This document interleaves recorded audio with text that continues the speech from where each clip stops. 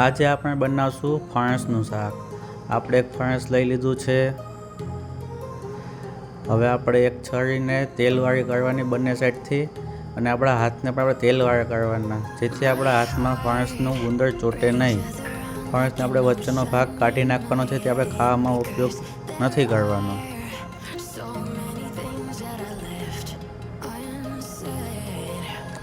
ફણસ કાપતી વખતે ધ્યાન રાખવાનું કે છરી લસણીના હાથમાં ના લાગી જાય, કેમ કે આ બહુ ચીકણું હોય છે ફણસ, એટલા માટે.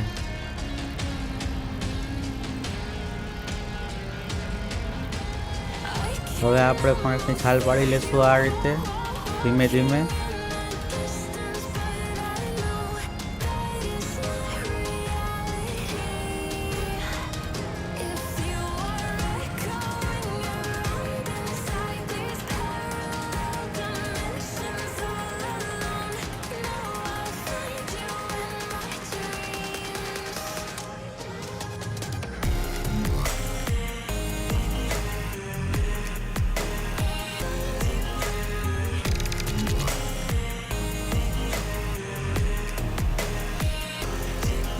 હવે આપણે ફણસના નાના નાના કટકા કરી લઈશું. ફણસ મોટું હોય તો મોટા કટકા પણ તમે રાખી શકો.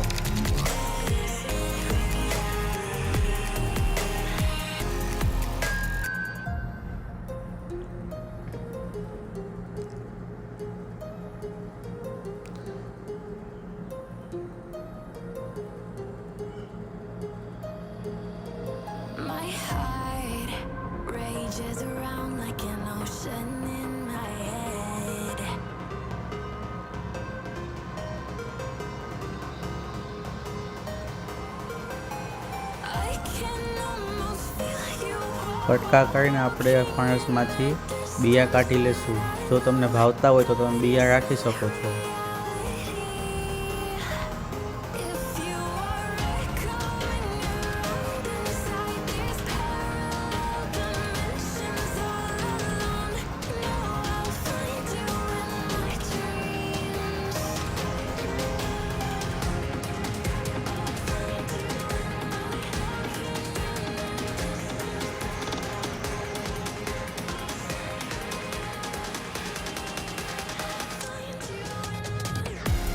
કટ કરી અને હવે આપણે એને પાણીમાં નાખી દઈશું.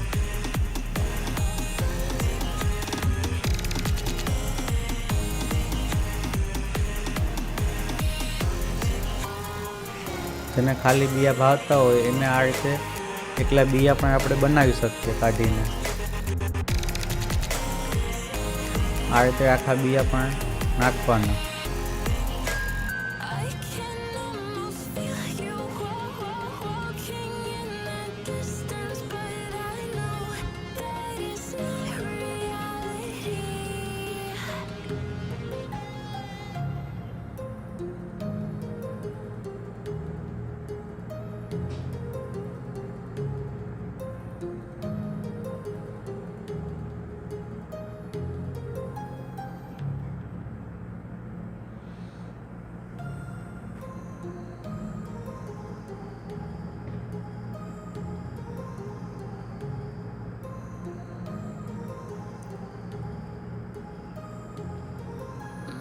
હવે આપણે કુકર લઈ લેશું.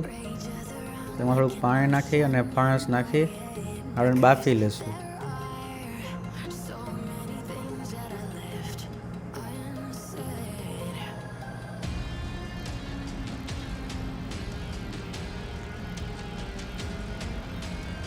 થોડુંક એવડે પાણી એડ કરીશું.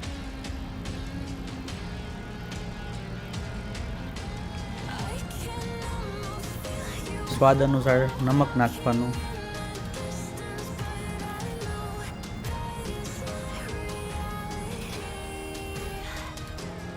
એક સીટી થાય ત્યાં સુધી પાકવા દેવાનું. આપણું ફણસ પાકે ત્યાં સુધીમાં આપણે ગ્રેવીની તૈયારી કરી લઈએ. પહેલાં આપણે લસણ લેશું, એટલું લસણને વાટી લેશું. હવે ડુંગળી લઈ અને ડુંગળીને આપણે ઝીણી ઝીણી સમારી લેશું અથવા તો ક્રશ કરી લેવાની.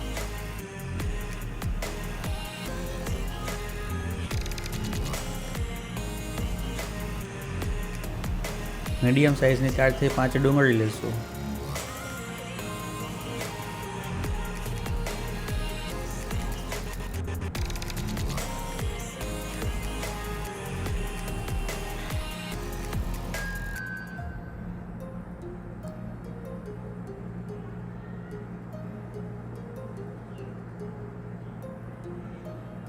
3 થી 4 ટમેટા લેશું, તેને પણ આપણે ઝીણું ઝીણું કરી લેશું ટમેટાને.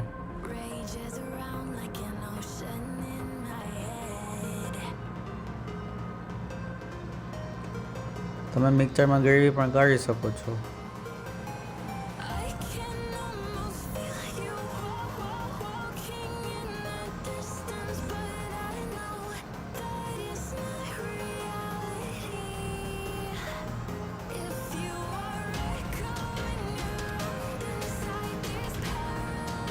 આપણે ગરમ મસાલો લીધો, એલચી, બાદિયા, લવિંગ, તજ, તમાલપત્ર, લસણ, ડુંગળી, ટમેટા.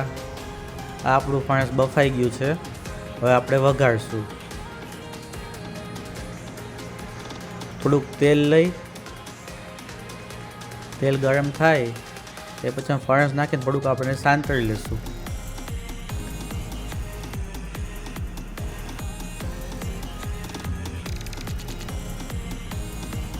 આમાં ફણસ નાખી અને થોડીક વાર માટે આપણે એને સાંતળી લઈશું.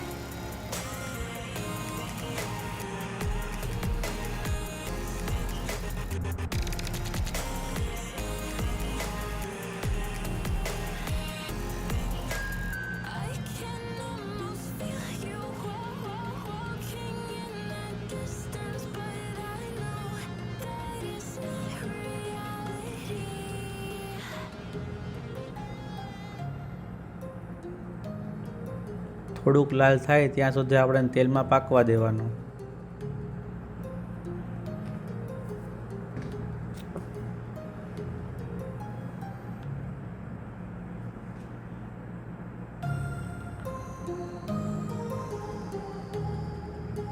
આ આપણું પાકી ગયું છે, કલર બદલી ગયો છે. હવે આપણે આને ઉતારી લઈશું.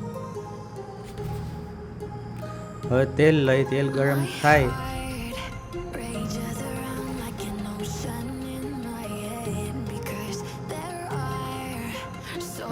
ગરમ મસાલો નાખી દઈશું આખો.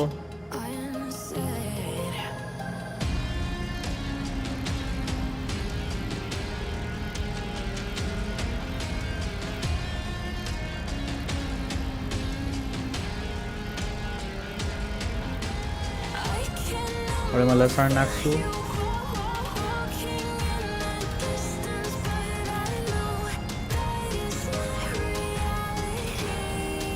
લસણ પાકી જાય પછી આપણે ડુંગળી નાખી દઈશું.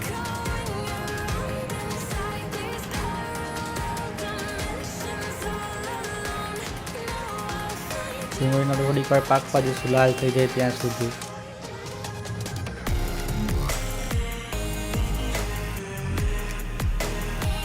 હવે ડુંગળી પાકી ગઈ છે. હવે આપણે એમાં ટમેટા નાખી દઈશું.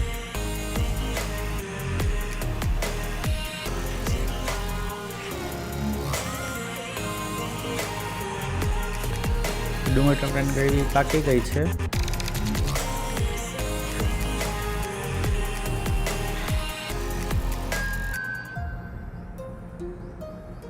હળદર નાખશું.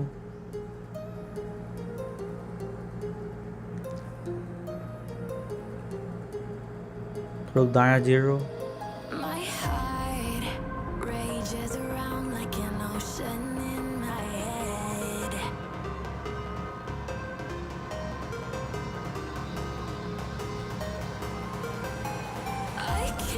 થોડુંક મરચું નાખી દઈશું. તમે તીખું ખાતા હોય તો તમે વધારે મરચું નાખી શકો.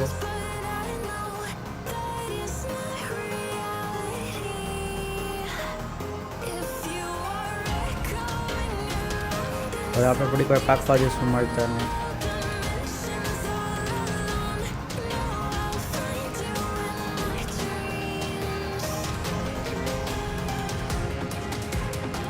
સ્વાદ અનુસાર મીઠું નાખી દઈશું. એટલે બાફમાં મીઠું નાખ્યું હતું એટલે આપણે આમાં થોડુંક જ મીઠું નાખશું. અત્યારે આપણું મરચું પાકી ગયું છે. નીચે બળી ન જાય મરચું એટલા માટે થોડુંક એમાં પાણી એડ કરશું. આપણી ગ્રેવી પાકી ગઈ છે. હવે આપણે એમાં ફણસ નાખી દઈશું.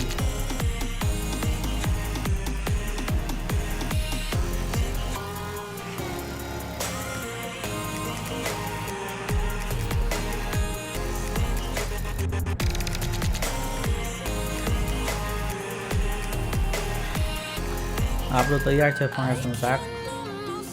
ધાણા નાખી દઈશું આપણે.